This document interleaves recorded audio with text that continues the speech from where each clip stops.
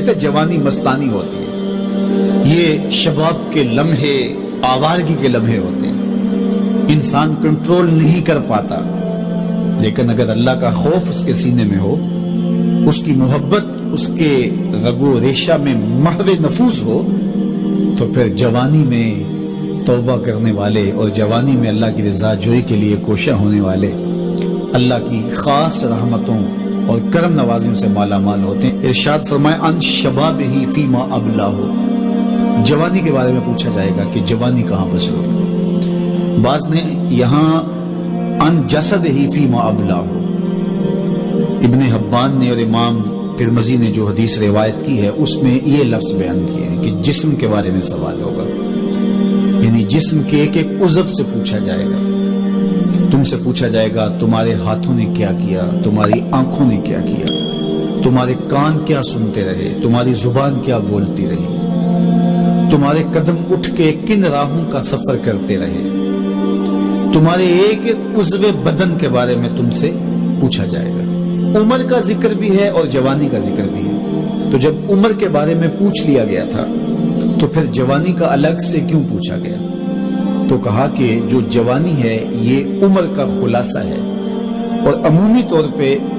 گناہ کی زندگی جوانی کی زندگی ہوتی ہے، اور جس نے جوانی کو سنبھال لیا اس کا بڑھاپا بھی خوبصورت ہو گیا، اور جو جوانی کو سنبھال نہ سکا تو اس کے پلے پھر باقی بچا ہی گیا۔ اسی لیے ایک روایت میں آتا ہے ان اللہ یحب الشاب التائب، اللہ تعالیٰ جل شانہ توبہ کرنے والے جوان سے بہت زیادہ محبت فرماتا ہے۔ نوجوان شخص جب توبہ کرتا ہے خوشی سے اللہ کا عرش بھی جھومنے لگتا ہے، فرشتے بھی آفریں آفریں کرنے لگتے ہیں، یہ کون شخص ہے؟ تو جوانی کی توبہ اللہ کو بہت محبوب ہے۔ اسی لیے ارشاد فرمایا گیا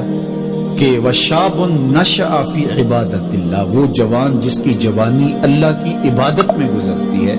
کل قیامت کے دن جب کوئی سایہ نہیں ہوگا اللہ اس جوان کو اپنے عرش کا ٹھنڈا سایہ عطا فرمائے گا۔ تو جوانی کو سنبھال کے رکھنا، یہ پوچھا جائے گا کہ تو نے جوانی کیسے گزاری۔ دعا کرو کہ قیامت کے دن جب ہم سے سوال ہو تو ہمارے جوان اس کا جواب یہ دے مالک ہماری جوانی سجدوں میں گزری تھی، ہماری جوانی تیرے دین کی نوکری کرتے ہوئے بسر ہوئی، ہماری جوانی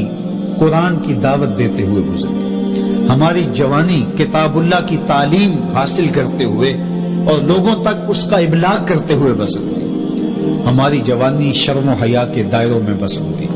ہماری جوانی تیرے ذکر میں، تیری یاد میں، تیری محبت میں بسر ہوئی۔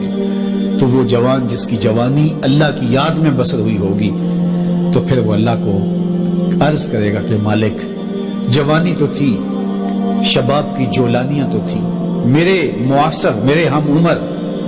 شباب کی لذتوں میں کھوئے ہوئے تھے، لیکن مالک میری پیشانی سجدے میں تیرے حضور جھکتی تھی اور میری آنکھیں تیرے حضور آنسوں کا خراج پیش کرتی تھی، پھر میرا مالک اس جوان کو کتنی کرم نوازیوں سے مالا مال کرے گا۔ جوانوں کو جو اس وقت میرے مخاطبین ہیں میں کہوں گا کہ اپنی جوانی کو اتنا ستھرا اور پاکیزہ بنا لو کہ کل حشر کے دن شرمندگی نہ ہو کہ جوانی کو تو ہم سنبھال نہیں سکے، ہم دیوانے ہو گئے تھے، ہماری خواہشات بے قابو ہو گئے تھے، ہم اپنی عصمت کے جوہر کو محفوظ نہ رکھ پائے، ہماری نظروں سے حیا اور شرم کا جوہر اڑ گیا اور ہم آوارہ مزاج چوکوں گلیوں بازاروں اور تھڑوں کے اوپر بیٹھ کے جوانی کے قیمتی لمحے ضائع کیے۔ کہیں یہ جواب نہ دینا پڑے